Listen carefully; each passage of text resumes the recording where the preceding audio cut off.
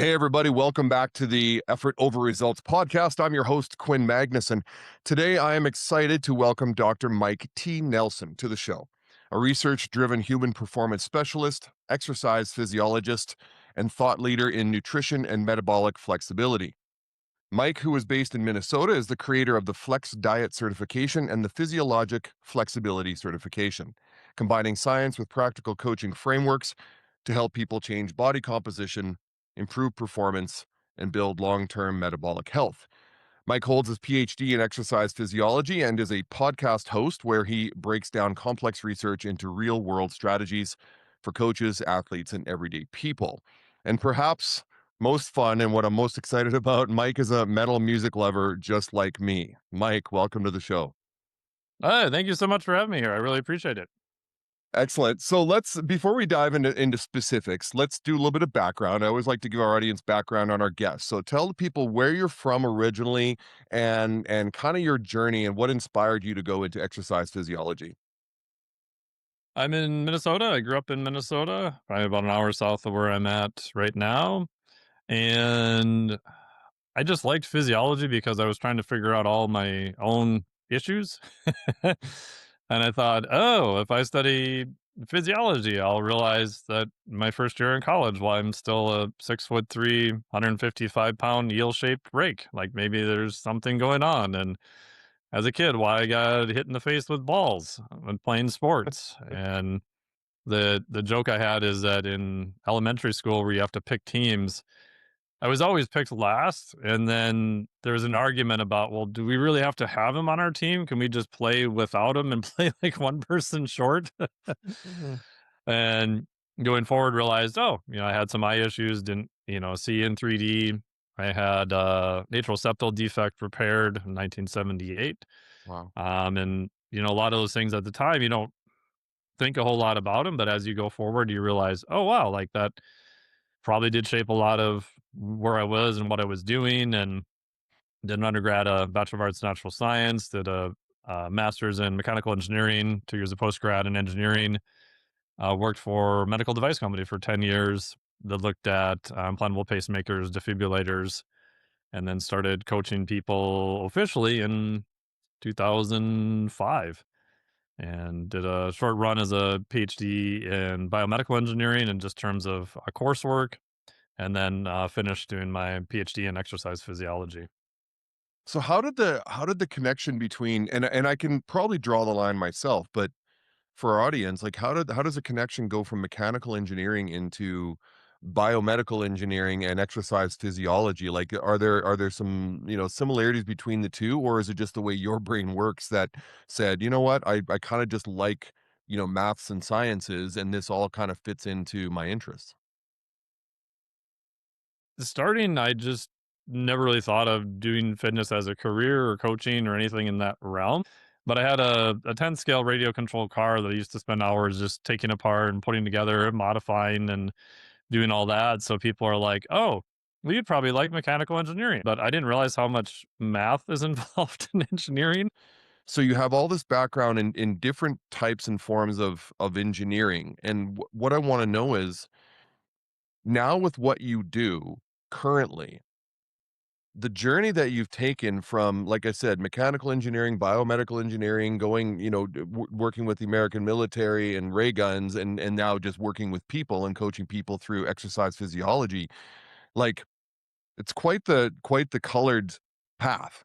When did it all turn to focus on exercise physiology, and what sort of motivated you to say, okay, this is really what I want to do in life? I'm done with ray guns and things like that. I want to do something maybe a little less harmful and actually help people now. So when did that switch happen and why? It was kind of a gradual process. So when I finished my first 8 years of college, I was living in my parents' basement and they were like, just take any job. Like, and so they were, because technically I had a degree in mechanical engineering. And so they're like, just go work for, military groups or that kind of thing. And I was like, it just wasn't exciting to me. I wanted something where I felt like I could see a direct change in humans. So that's why I liked more of the biomedical route.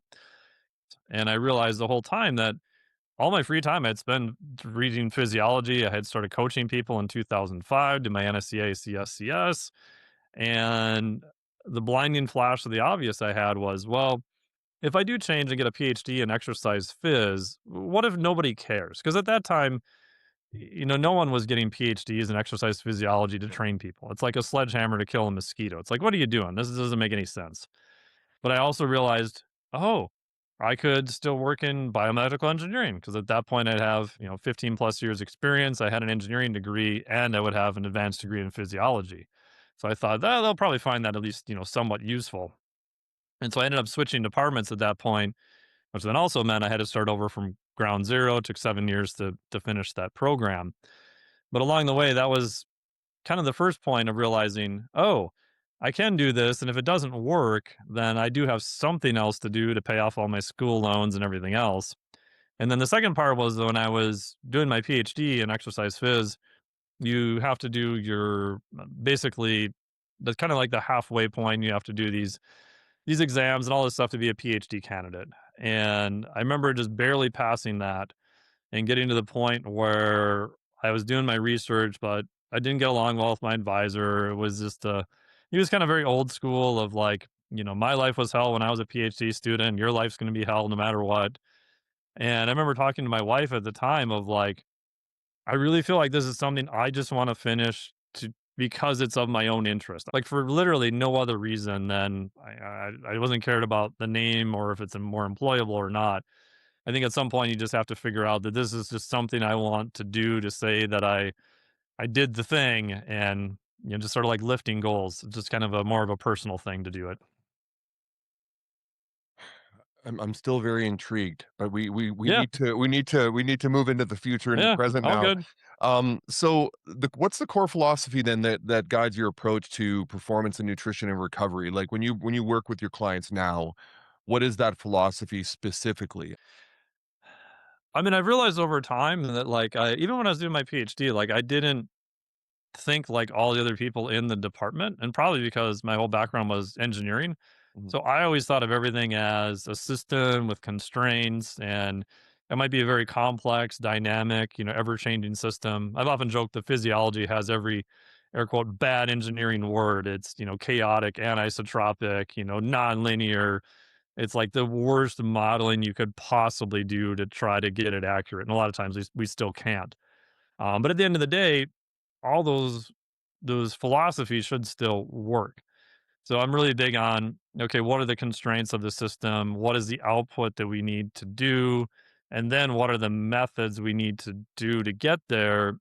But you're also dealing with humans in the loop. So you have to look at what are their motivations? How do they feel they have to be compliant? You can't, it's not a robot you're coaching, right? They still have, free will and autonomy to decide to do it or not do it.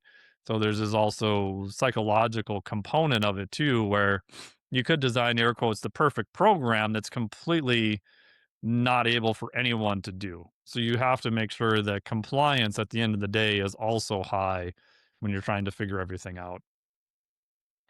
Now, I understand that sorry, you're the creator of what's called the Flex Diet Hmm. certification. I like that. Like, I don't even need to know what it is. I like that terminology because flex to me sounds like okay, there's options at least. Yes. Explain the flex diet certification, and then if you want to go into the physiologic flexibility, because that one is a little harder to understand, but I'm intrigued by it. So let's talk about the two certifications. Sure.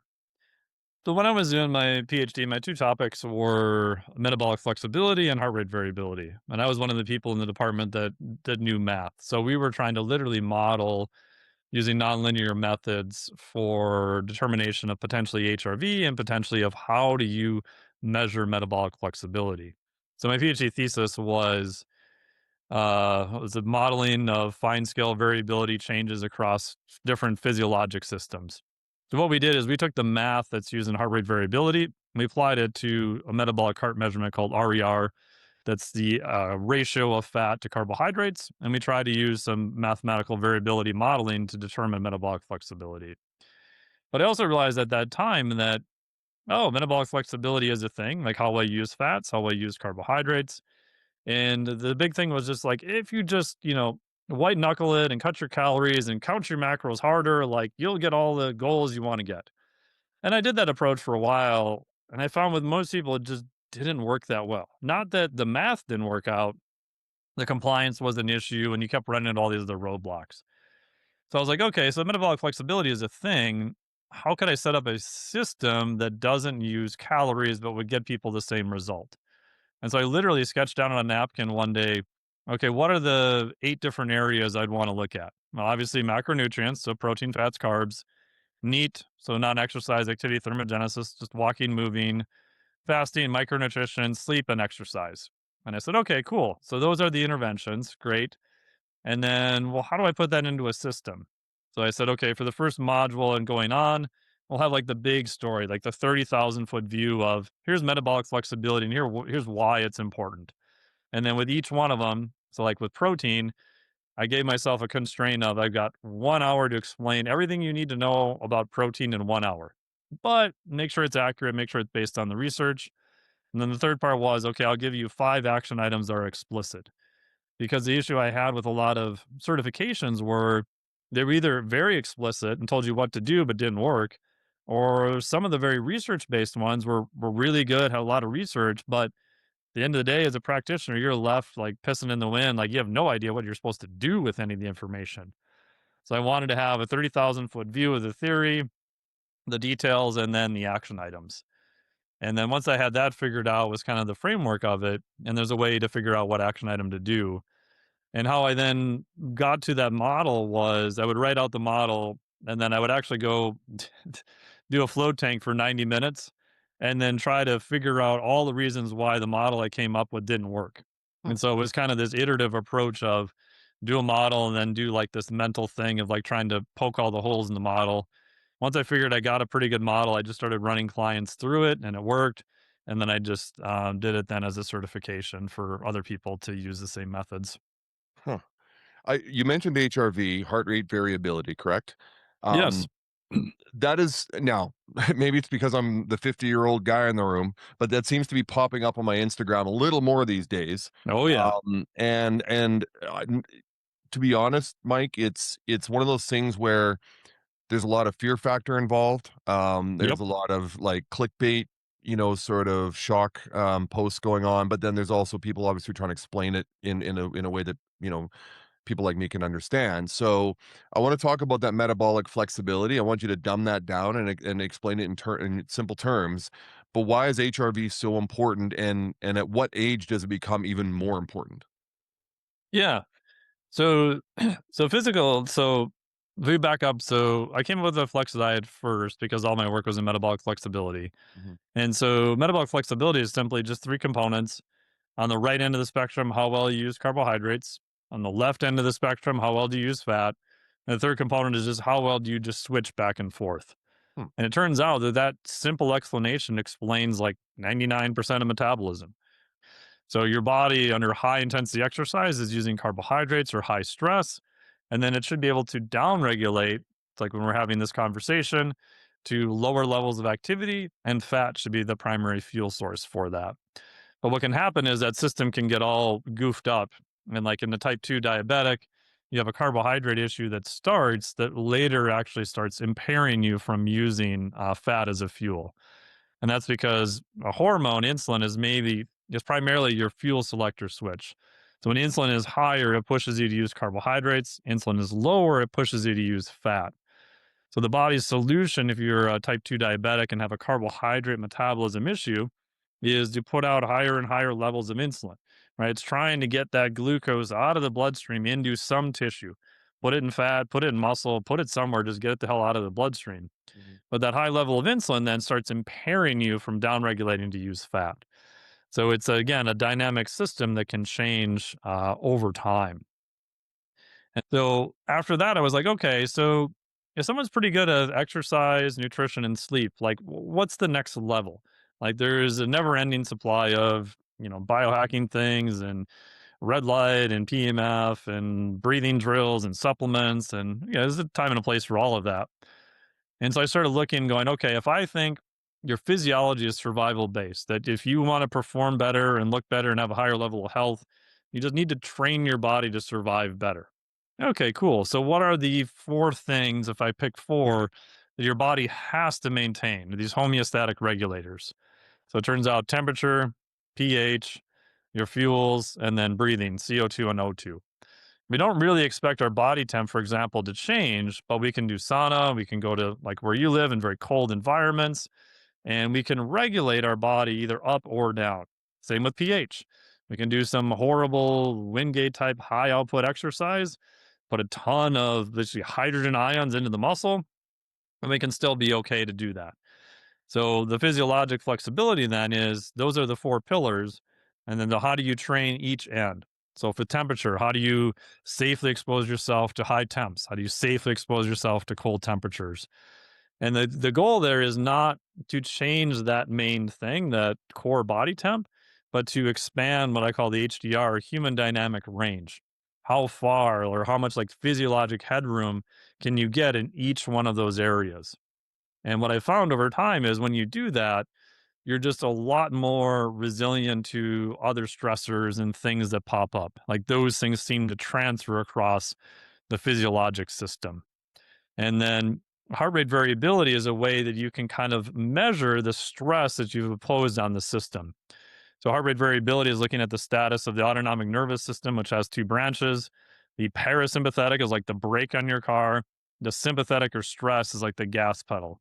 So, if I jam down on the gas pedal, my stress goes up, but I do get more acute performance from the car. So, if I go to train, I do want more sympathetic stress because I want that output, but it's a limited stressor. At the end, I want to apply the brake again and get to be more parasympathetic. So all HRV is ever telling anyone, there's many different ways of doing it, is that status of that autonomic nervous system. How much are you parasympathetic and how much are you sympathetic? And it's also a kind of a crude proxy to measure sort of like resilience over time. You know, if all things being equal, if your HRV generally is going up, probably a good thing. Again, there's a whole bunch of caveats to that. The other part to look at is if your HRV is generally more consistent day to day. That what is called coefficient of variation. That means that the stressors you're inducing into your system per day, your system is probably able to handle that. You're not seeing these huge fluctuations up and down every single day.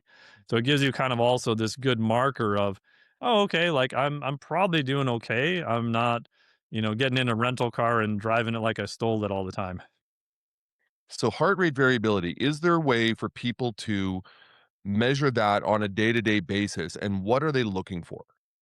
Well, it's confusing because the first time I heard about HRV, I was like, what the hell? Like, none of this makes any sense." Because I was always told for years that if a system is at steady state, so if I'm sitting on my couch, not watching TV, I'm just hanging out, I'm literally doing nothing, and you measure my heart rate and it's, let's say, 51 beats a minute, it's always 51 beats a minute, right? The system is at steady state. There's no inputs. I'm not exercising. I'm not moving, but what turns out is that when you measure it with accurate equipment, it's 51.2, 49.9, Mm. 52.3, 50.4. It's oscillating around an average. Now, that average may come out to be 50 beats per minute, but when you look at each individual beat, it's a little low, little high, little low, right on, little low, little high. There's this fine scale variability around the average. And it turns out that when we measure fine scale variability and we do an average, it doesn't matter. But when we do a variability analysis, the variability analysis via math is literally telling us how much of this fine scale variability, these little bits of ups and downs, how many of those things mathematically are happening. And that's what we're actually measuring with heart rate variability. So, an example of if you took all that data, let's say we collect that for 30 seconds, and you put it in a spreadsheet and you mix up all the numbers, the average will not change. The order makes no difference. The variability, however, would change because the variability is looking at from one beat or one R wave to the next, how much is changing over time. And it turns out that the more fine scale variability, the higher the heart rate variability number is, and the more that correlates to parasympathetic tone, this ability of your heart to be in a more of a resting state. And that as you have more stress, that variability then goes away over time. Again, that's not necessarily a bad thing. That's just a marker for sympathetic stress. Mm. So instead of doing like some of these old like nerve conduction studies, or I did one of these in grad school where it's a microneurography where they literally take a very, very tiny probe and they stick it in the nerve and they actually record like direct traffic from a nerve. There's a very non-invasive way of getting a status of the autonomic nervous system. So we can tell how much are you parasympathetic, how much of that brake is on, how much are you sympathetic, how much of that gas pedal is on. And that will change depending upon, exercise, if you're drinking coffee, movement, etc. But if you measure it first thing, say in the morning after a stable period, or you measure it overnight, it's a good proxy for kind of that baseline level of your nervous system. And then we can now compare that from one day to the next. Oh, wow, I did this really hard CrossFit session yesterday. Ooh, my HRV this morning says I'm a little bit more sympathetic. Okay, that kind of makes sense, right? That stress did not absolutely dissipate the second you walked out of the gym. It's kind of hanging around for a little while. Or I just did some easy zone 2, zone 3. I don't really like zone 2, but did some easy cardio stuff and took the day off, did some nice long walks, did some meditation. Oh, okay, I'm a little bit more parasympathetic today. Okay, cool. So my nervous system is responding to those inputs and it gives you a little bit of a way to kind of quantify what's going on. So you had mentioned at the start of your answer about there are devices to measure HRV, and I don't know if those are available over the counter, or if they're specialty devices you have to order online. But obviously, it doesn't sound like it's something that's readily available. It is available, but not readily available to the average, citizen. So what should people be looking for in their life? And I want to go back to the stressors because over the last 3 to 4 years, I've really nerded out on, Andrew Huberman, Peter Attia, like you said, some of the Joe Rogan interviews Sure. about, cold plunging, and I started doing it and I love it. Yeah, Um, I I, did I one this morning.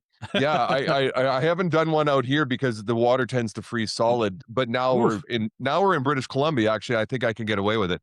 But, and then doing sauna when I had access to a sauna, I bought one of those portable saunas for the house. Awesome. Yeah, and obviously, I think the data and the research and the science now is back, and this even goes back to Scandinavians doing cold plunges for hundreds of years. Sure. And I saw your post yesterday on Instagram about the Norwegian doctor that said that ice Oh, yeah. plunges. Yeah, let's not even go. And the irony I posted, the irony is that he's Norwegian, which is crazy. I know.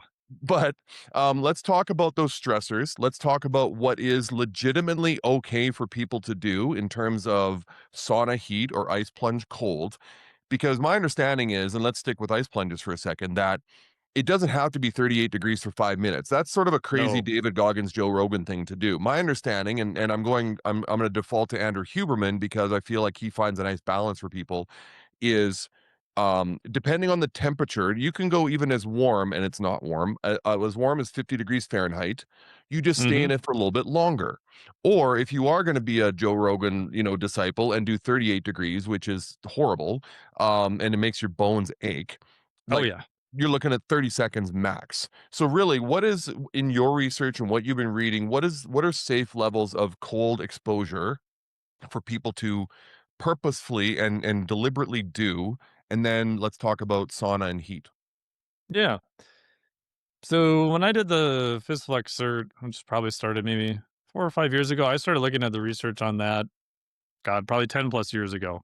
Mm. And so far to date, I think I've read everything that's ever been put out on cold water immersion. I missed a couple of here or there. I did cold plunge and aerobic stuff every morning for God, probably 6 out of 7 days a week for like 2.5 years. And I just thought, well, I'll just play around with it.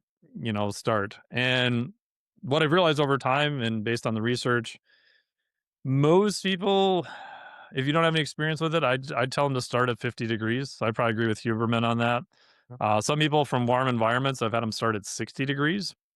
And then I just primarily go by feel. So I have people start real easy. So go in, like if you have a gas reflex, you know it's definitely cold. Not that you need one per se. Get control of your breathing. And what you'll feel like is at first it's hard. And then you probably felt this like 20, 30 seconds in, you're like, okay, not as bad, like still difficult. And then you'll kind of hit that next wave of where you start feeling like, oh, okay, This is starting to get a little bit more difficult. At that point, I tell people just to get out because my model is I like more of what's called the eustress model. So there's a eustress, EU stress, and distress. So EU stress is we want to apply enough stress to the system to get an adaptation, but we don't want a long time frame to get back to homeostasis, to get back to baseline again. So I'm a real big fan, even with training. Like I would rather hit something, get the adaptation, and if we can come back tomorrow again and do some of it, even better, right? Because I like that frequency of exposure day in and day out. Where the distress model is, would be like the Joe Rogan, 38 degrees. I'm going to stay in for 5 minutes, come hell or high water. Like the cost of stress to get back to your baseline is going to take a lot longer. And what we know from physiology is that for adaptation, if something is brand new, like you don't need a high insult. So most people have zero exposure to cold. Most people live in temperature controlled environments all the time. So I say 50 degrees, hit that first wave and then get out. So for most people, that's 30 to 60 seconds. And then I tell them once you can hit 5 minutes pretty easily, like, yeah, it takes a little bit of effort. You kind of have to stay focused, but you can do it. Then drop the temp by about a degree. So drop to 49 and then go again for 30 to 60 seconds. Because again, the model I like is we're trying to get adaptation, but there's no rush to do it. There's no race to get down to colder temperatures. A couple questions on that. Yeah, So you had mentioned fat loss. So you're saying the whole brown fat theory is just it's bunk or losing it's fat from cold plunge? yeah. So when I started looking at the research on cold plunge, I was hoping, and I'm like, okay, this kind of makes sense. Like I did shit, I published it on heat transfer in peer reviewed journals. Like it is true that conduction heat transfer from water is freaking massive. So I'm like, yeah, it might be plausible that this might have a really big caloric drain because of your body wants to keep 98.6 degrees, actually 97.7 if you look at the research. And doing it long enough, like this might happen. So I went back and pulled all the research I could find. And what you find is time and time again, it just doesn't matter. And the reason I realized in practice it doesn't matter is the amount of time and discomfort you'd have to suffer through to have it be a big enough caloric drain was absolutely miserable and probably not safe. Like, if you've ever done a cold plunge long enough that you get out and you're shivering for 3 hours, that's kind of about the area you would need to be in, which I would not recommend. There's a whole bunch of bad stuff that can happen with that, and if you've ever even done it, it is so miserable. Like, cold plunging itself is miserable enough, but you feel good after. Like, if you go too long, you just feel miserable for quite a while. The only study that did show significant fat loss was, if I remember right, I think it was like 41 degrees. They basically took people in their shorts and stuck them in a refrigerator for, I think, like 50 minutes or whatever. And they were shivering the whole time. And they did see, acutely, a significant high amount of a caloric drain from that. And every one of the subjects reported that it was absolutely miserable. Like, so can you imagine like sitting in your freezer shivering for like an hour? Like, no one's going to do that. So, in terms of fat loss effects, I'd say it's minimal to none. However, there is browning of adipose tissue, which just means that there's stuffing more mitochondria in it. This primarily does happen in brown adipose tissue. That has been shown in several studies now on CT. We don't know how long that stays for. It appears to dissipate pretty fast, but we're not really sure of the time course on that. If you do weird stuff like you do a cold plunge and you poke your finger looking at blood glucose, I've done this a bunch of times. Your blood glucose will absolutely plummet. And I've had people do this with continuous glucose monitors too. So it doesn't appear to be just a blood flow issue. So I do think there is a pretty profound metabolic effects that are happening that we're probably not quite understanding yet. But fat loss, unfortunately, doesn't appear to be one of them. Okay. So not to beat a dead horse with this subject, Yeah. but I want to understand the difference because I read recently that cold plunging has a much different effect for females than for males. And my understanding and what I read, and I'm not going to try to attribute this to any one person that said it, but they said for premium effect, maximum effect of a cold plunge, the positive effects, you want to be actually chest, like in water that's chest deep, so up to your clavicle, Mhm. because anything below changes, what your heart rate, what your physiology is experiencing. So let's talk about that for a second. But also for women, it can have negative effects. Cold plunge can have negative effects if they do go neck deep as opposed to going waist deep. Now, once again, could be bro science, something I just read on Instagram, but have you heard anything about that research? I have, and from what I can tell is I couldn't find enough research to say that for males versus females, the depth of water matters. Um, and if you look at the available research now, it would say at a high level, is there probably a difference between males and females? Yes. But if you go the next layer down, that probably has more to do with body composition and distribution of fat versus muscle. And in those studies, if you normalize that, so you compare groups that are of similar body composition, just happen to be males and females, the effect goes away. So it's probably more of a generalized difference in body composition than it is a gender difference per se.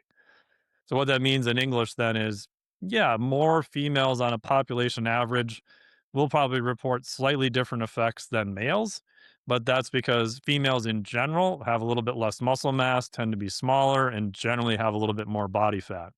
If you're comparing a female who has the same body fat equivalent as a male and about similar muscle mass, not really much of a difference between the two. And again, that's only based on very handful of studies, so pretty limited data. Sort of an offside question, but does it actually have, for males, does it have any effect on testosterone levels and or sperm count? Oh, We all want to know, probably Mike. not. Okay. Probably not. There's 3 studies I can think of right now, and I'm just kinda laughing because I keep looking for more studies on this, and now there might be an acute effect in testosterone because we do know testosterone does respond to acute stressors. So classically in exercise phys, if you do heavy squats, does testosterone go up reliably? Yep. Bill Kramer's shown that research. It's been replicated by Stu Phillips' lab. So it would not surprise me that testosterone acutely would go up with cold plunge. Now I can't find that study to be perfectly honest. They're chronically probably not. Now I know some practitioners would argue against that, and they do have some anecdotal data to show that, but I haven't seen anything chronically that says it does. Now again, even if you have an acute testosterone spike, does that really do anything? Probably not. We know that these acute hormone spikes from exercise, growth hormone, testosterone, and stuff from Daniel West's lab, from Stu Phillips' lab. He's done 2 studies now on that and showed no difference, at least in muscle strength or hypertrophy, because those acute spikes are probably just too transient. They go up super high, but they just go back to baseline really, really fast. So they probably don't do anything much for body composition per se. So I would say the jury's probably still out. The data we have right now says it probably doesn't affect it. Okay, so in my experience, cold plunge has, for me at least, has been beneficial. And people ask me why I do Yeah. it. And I said, well, I do get a boost of energy, like that Yep. lasts, as even Andrew Huberman would say, lasts way longer than taking caffeine or things like that. Sure. It lasts probably most of the day if I do it early in the morning. I also do it because I see it as a bit of a challenge too. I think it's important to Definitely. challenge the body safely, and then doing that. And like you said, and I appreciate what you said, Mike, about temperature ranges starting maybe in the 50s when you first start out, to see what your body can handle. And because the first time I did it, I think it was 52 degrees. We actually turned our hot tub into a cold tub, Mm. which was awesome because we could have the jets. But 52 was like, I did have that gas reflex and the holy reflex. Oh, yeah. And then the next day it was like, okay, and every day it got a little bit easier. And so I think, the challenge of it was good for me. I think the energy level that it boosted in me for throughout the day was great. I'm not saying everybody should do it. I'm just saying, and you would agree with me, is that cold plunging is safe. Yep. Great conversation on that. I don't want to spend another 20 minutes on saunas. We can do that in a different show. Yeah. But Yeah, no, good. let's talk about nutrition. Yeah. Traditional diet models and I'm 54, going back to, the 1990s when there was like the Atkins diet and Oh, all yeah. the what was it, the Hollywood diet. And none of that has stopped. It is every decade, every generation has its fad diets and things that, although I do find that because more of the current diet trends and diet models have much more science-backed research, and there's legitimacy behind the claims, but everybody is different. One, everybody has a different physiology and metabolic rate and all that. So there isn't one diet that is going to be perfect for the human race, right? Depends on where you live, depends on your whether you're sedentary or active, all of that. I've done keto. I've done, low carb. And once again, my geeking out on research is that the keto diet also helps with mental health. It also helps with, potentially staving off future things like Alzheimer's and cognition. Is there, and I know you talk about expansion rather than restriction model. That's the one that Mhm.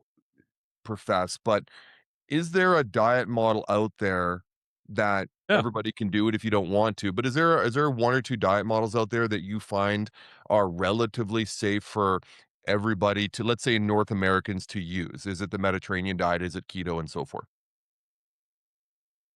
Yeah. I think Mediterranean diet is great. There's a lot of good data, on that as a model. I think keto can be really good, but there's a huge amount of inter-individual variability in it. And I've used keto for some athletes, some people, some pathologies under the care of their physician. Um, it depends on what you want to do. So I used to have I think I still have it somewhere, out a flow chart of should I do keto? My first question was, do you have normal physiology or you have a pathology you're trying to treat via your physician? If it's a pathology, like I've done whole programs on concussion and TBI for the Carrick Institute using ketones and a ketogenic diet. Like you said, Chris Palmer's published a lot of really interesting data on psychiatry and other issues related to metabolism of the brain and helping things like that with keto. Great. So I think for pathologies, there's a lot of potential benefits there. If your general population, and the next question is, what is your sport? If your Mhm. sport is CrossFit, and the next question is, do you like winning? If you do, don't do a keto diet. Right. Like eat a sweet potato for Christ's sake. Or if it's strongman or some high power output sport, like keto's probably not your friend. If you can moderate your exercise intensity, I've trained with Dom D'Agostino many times. Awesome guy. Went out to dinner with him. Mm. Dude's ridiculously strong and does a keto diet almost 90% of the time. Great. He likes it because he's like, I don't have to think about food that much. I can get a lot of work done mentally. I feel great. Awesome. Perfect. But we don't live in a keto society either. So if your favorite foods are, donuts and cupcakes instead of butter and bacon, keto diet probably from a compliance standpoint going to be pretty difficult. But if I go all the way back and say, in general, what would I recommend for most people not knowing anything else about them? I would say, set your protein around zero point 0.7 grams per pound of body weight. So if you're a 200-pound individual, that's 140 grams of protein per day. That's high, but not crazy high. There's plenty of literature to support that. I do like fat being moderately low, maybe 60 to 85 grams per day as a rough approximation. Mm. And then figure out what your carbohydrate tolerance is. Like titrate that to your exercise and body comp. You kind of want to walk the tightrope of I have enough carbohydrates where my performance is good and my body comp is where I want it. Now, at some point on the extreme ends of that, you're probably going to have to make, a sacrifice.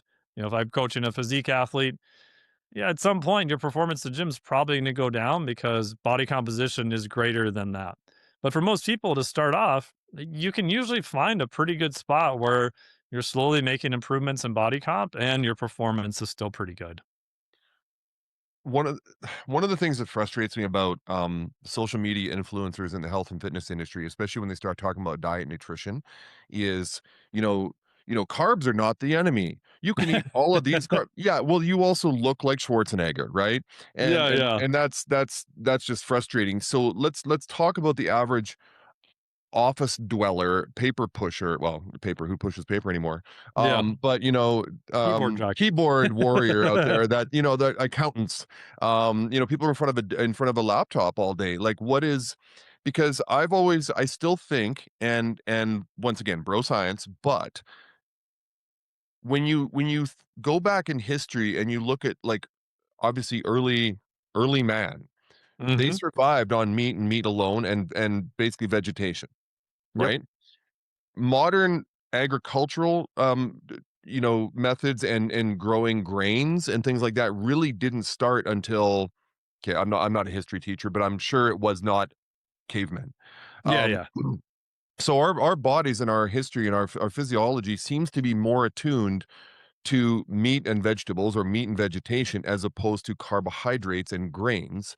And so my theory, once again, the Quinn Magnuson bro theory, is that, and people who do carnivore diets will claim this too, that we don't need carbohydrates at all. And that's really what keto is. Keto is like 10% or less carbohydrates per day as far as macro. Um, I think for the average office goer, person who just has a very sedentary job, sedentary lifestyle, having 60% carbs on your daily diet's not a good thing. Agree, disagree? Am I completely out of whack on that? No, I mean, I would say in general, I would agree. And the thing you bring up is just context. Yeah, Like I've often said, like athlete physiology compared to couch potato sure. physiology is they might as well be two different universes, right? Now, protein utilization probably similar, but fat and carbohydrate usage radically different. Mhm. So if I had someone who doesn't move a lot, maybe borderline type 2 diabetic, like has a high stress job, their lifestyle is a flying poo show, I'm probably not going to put them on a lot of carbohydrates, right? Because they are very intolerant to carbohydrates. The cool part though is that just like fat utilization, it's plastic and it can be changed. So I'm going to look at how much muscle mass do they have? Can we do some weightlifting? Where is their aerobic base? Where's their VO2 max? How is their sleep? How is their stress? And my goal with them is to actually make them more tolerant of carbohydrates over time.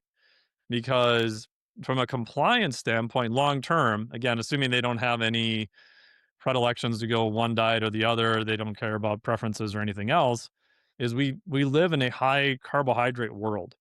So you Yeah. can do keto 100%. It's just socially a little bit harder. And so if I have the free will and they Don't go don't out. You're care, not going out much. yeah, I'm going to push them to a higher carbohydrate approach because I know compliance wise long term it's going to be easier for them. Now again, that's a long term process. That's not going to happen in a couple weeks. Um and the other part too is that there is something, and I don't know what it is intrinsically, that some people just use carbohydrates better than others. I've had a natural female figure athlete, uh, she's maybe at her peak weight 115, 120 pounds, super, super strong. Like pre competition, she was still at 230 grams of carbohydrates. I've had dudes twice her size on under 200 grams of carbohydrates.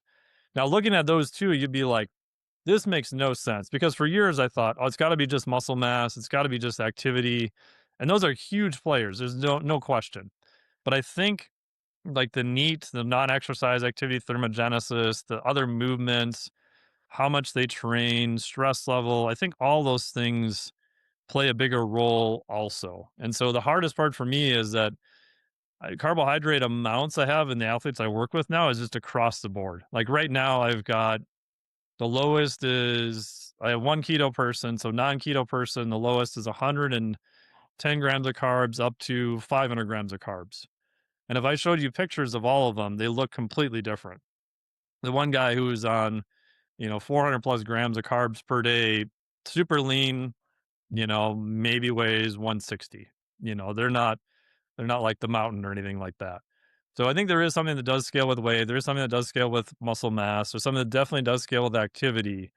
But there's some other just factors where it's almost impossible to give a number to predict. So my pet peeve on this is, oh yeah, if your carbohydrate amount is exactly this 0.25, 0.84% of body or lean body mass or whatever, and that might be okay to start, but I find that yeah, carbohydrate tolerance is a thing that varies the most. Like protein and fat, you can usually get relatively close, but yeah, carbohydrate amounts varies a lot. And you are correct. There is no essential carbohydrate per se. Like we can convert protein to carbohydrates and all that kind of stuff. The caveat then is what is a person doing? How do they feel? And then the time course.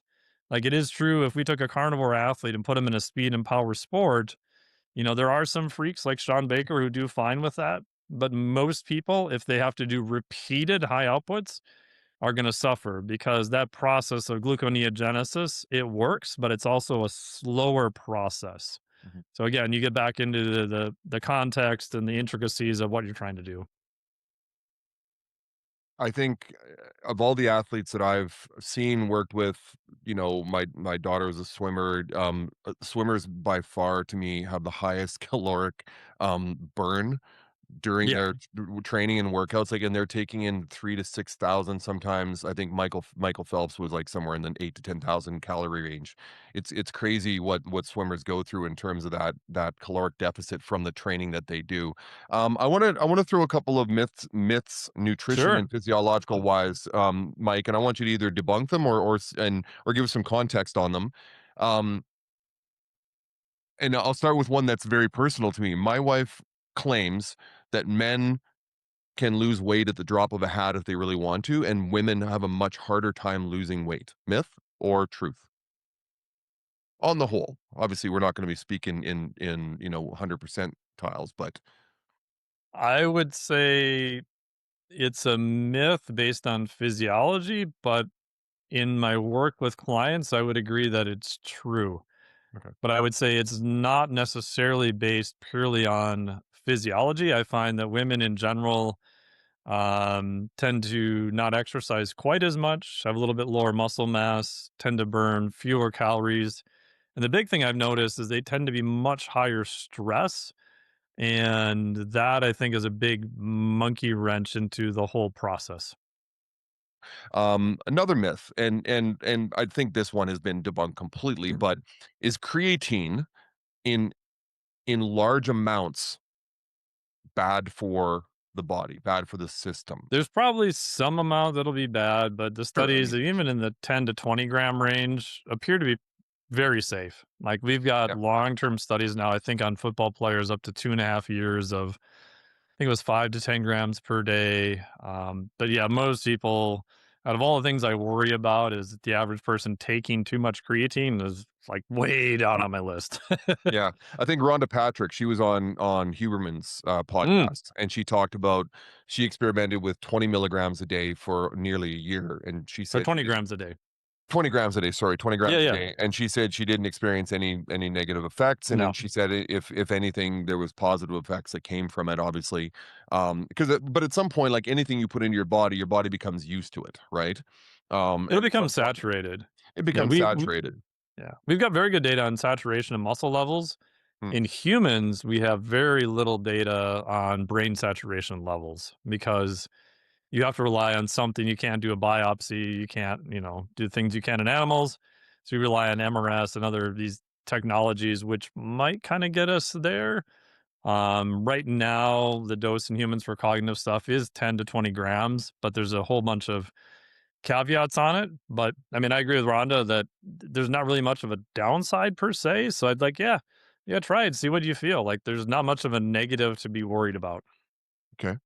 Next question, as far as this may not be a myth buster, but if the average person walks into a supplement store and they could only if they could only purchase, and maybe you want to delineate male to female, but let's just say people in general, if they could only purchase 3 supplements, only 3 that you think should be in the person's daily intake, what 3 supplements are you saying they need to buy?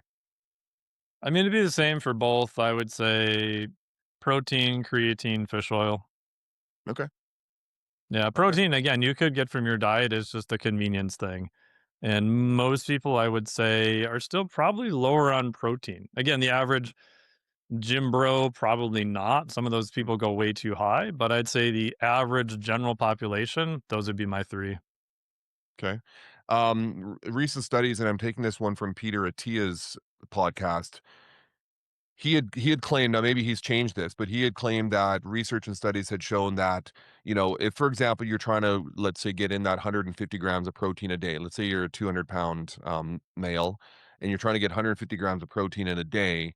That taking, for example, all 150 grams in one sitting is pointless. Your body isn't going to use more than 40 to 50 at a time, and it's better to actually parse that out over the course of the day. What are your thoughts on that? Because I think he said you really shouldn't take in more than 40 to 50 grams max and at any one sitting for your body to be able to synthesize it and use it before your next intake within that 24-hour period.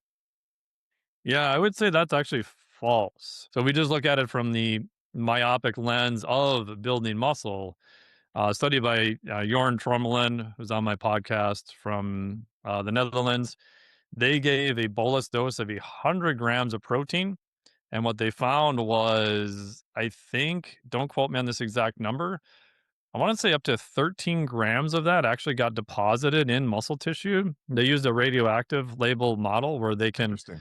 radioactively label the feed they give the cow. The cow then creates the milk, of which they then create the protein supplement, of which they then give to the subjects that has that tagged label on it. And they can literally track the amino acid to see where it gets deposited. And they did 100 grams of protein at once. They did show that muscle protein synthesis ran for, I think they stopped measuring at 10 or 12 hours just because that was a long enough day in the lab to begin with. There was no and it was still okay at that point.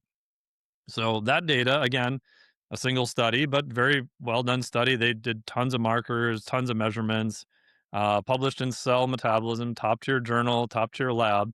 Again, it is a single study, but they did show that 100 grams at once, can be used for most of the day. Okay, interesting.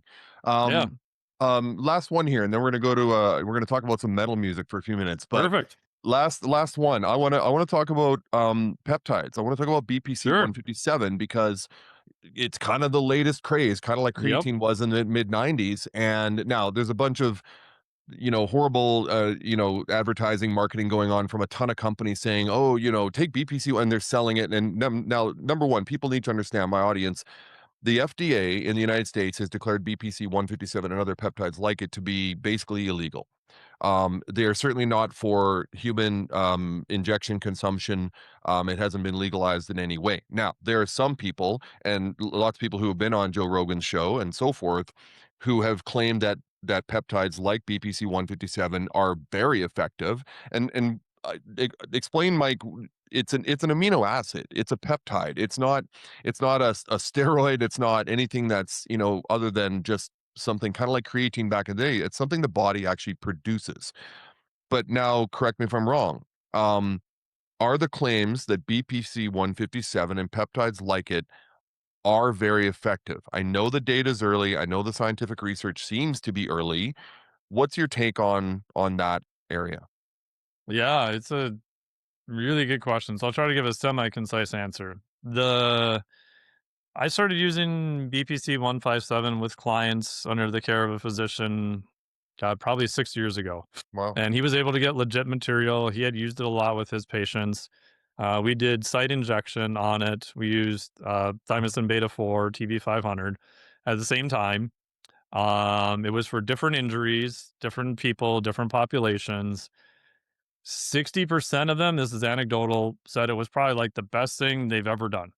40% said they didn't notice any difference whatsoever. What- There's published research showing 80%, 90% of the peptides on the market are probably just crap. yeah. Hopefully it's sterile, but it's probably not what it says it is. Um, if you look at the animal studies, they're mixed, but very interesting. If you look at the human subject studies, I think there's only two. I heard of one that just got published. I haven't read yet. There's one that was for knee pain, but it was an interarticular injection.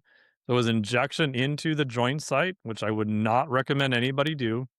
But that study in humans did seem to show that it was beneficial. Not 100%, but beneficial in that study. The other caveat is if you talk to researchers like Keith Barr in California, who does engineered ligament research, he'll say anecdotally, he's like, we may have put a whole bunch of that in a dish with our engineered ligaments and it didn't do shit, which is interesting. In his theory, then, is if you're doing intrasite injection, that it's the micro trauma into the soft tissue by the needle that is causing the body to come in and repair the soft tissue in and of its own. So his theory is it's the site injection and not the peptide itself.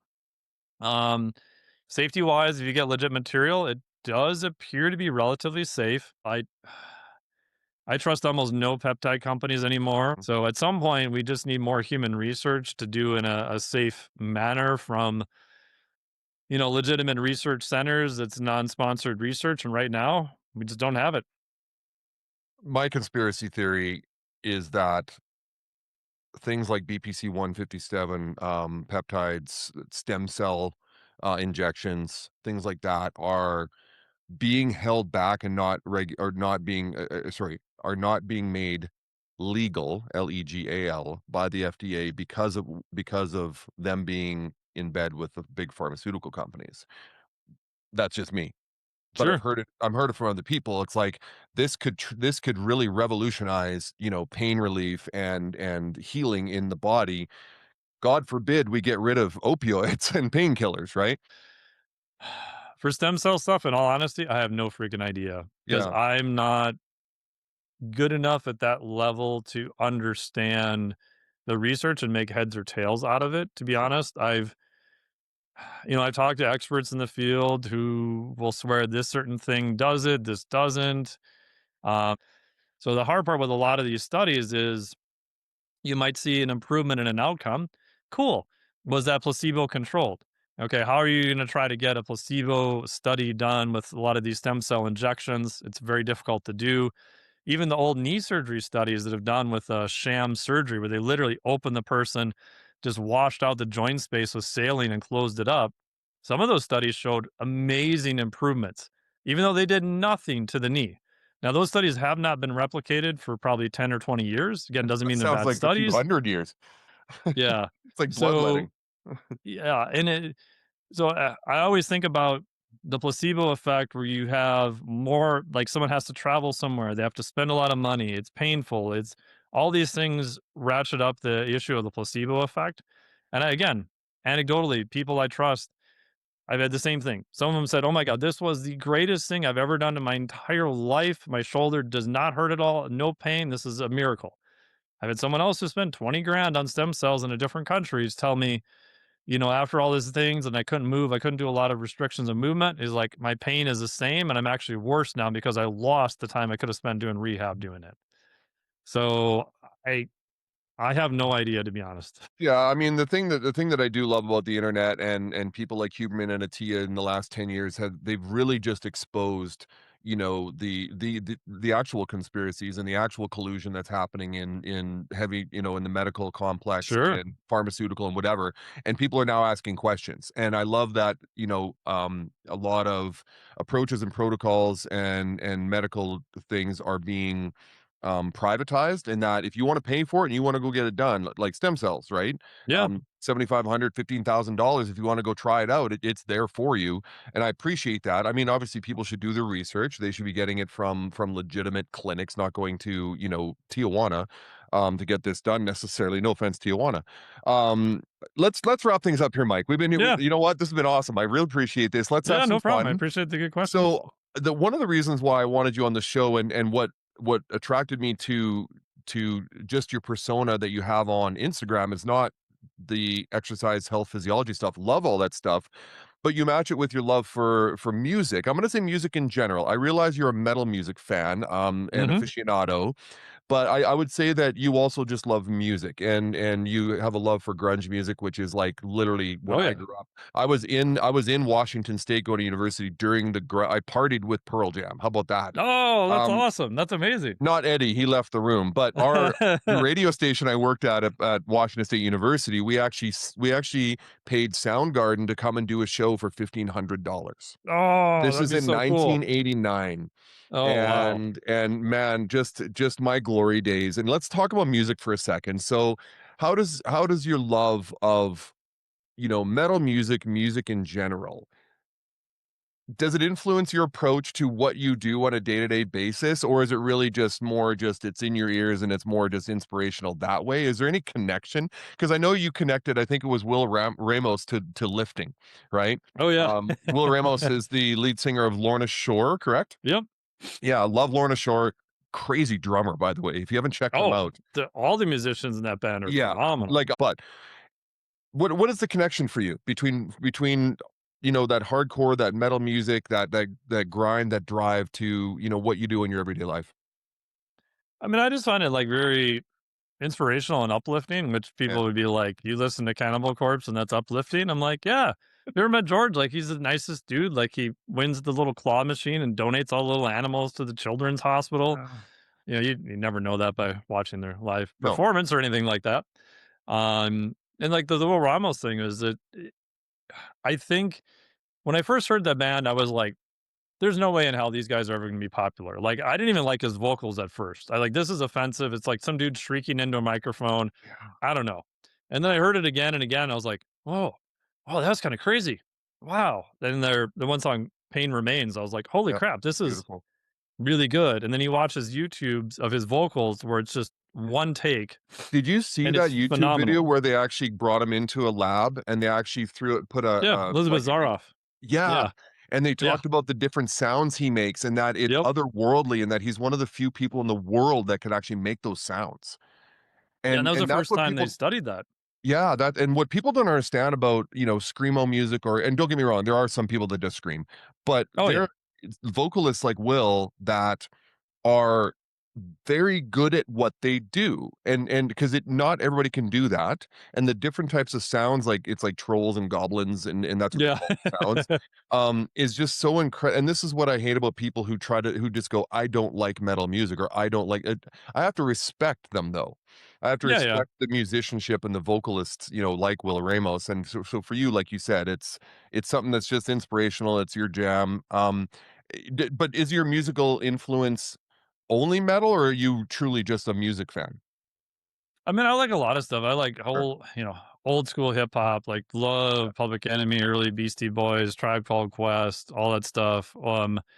Old school grunge, old school alternative, everything from, Soundgarden to Ministry to Dinosaur Jr. to Frank Black, the Yeah. Pixies, punk stuff from, the Sex Pistols on forward.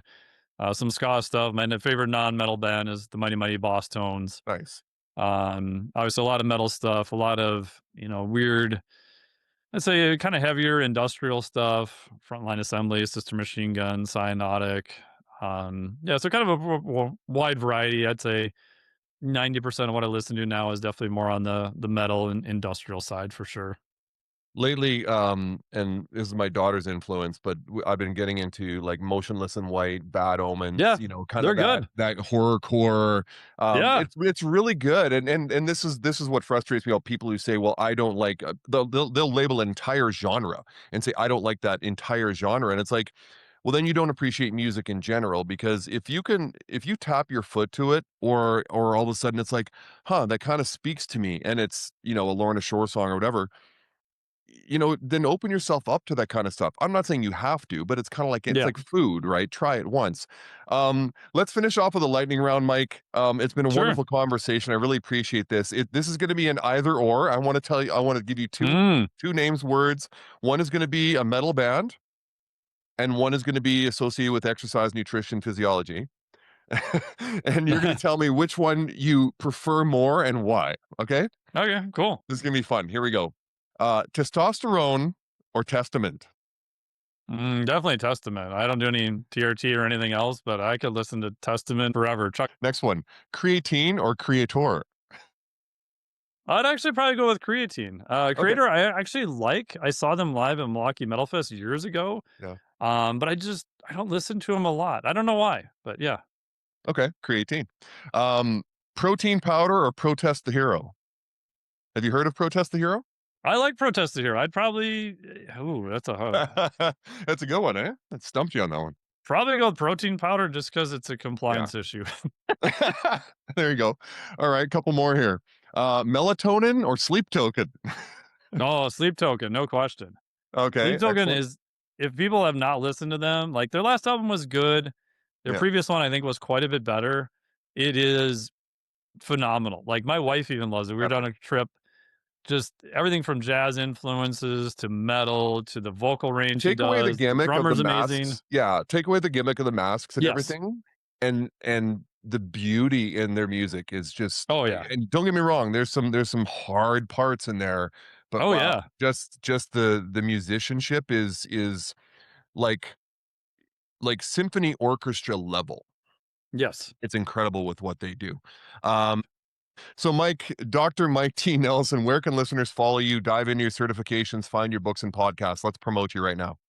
Thank you. Best place is probably the newsletter. So go to MikeTNelson.com, and a little button up in the top for newsletter. Probably 90% of my content goes to the newsletter, which is free to join. We've got the podcast, which is the Flex Diet Podcast. And then also Instagram, which is just under Dr. Mike T. Nelson. Excellent. We're going to have all those in the show notes. From audience out there, thanks for joining us today on this extended version of an Yeah. episode of the Effort Over Results podcast. I really appreciate having Dr. Mike here today. We're going to have you back on the show in the future. And once again, effort is everything. Thanks for joining us today.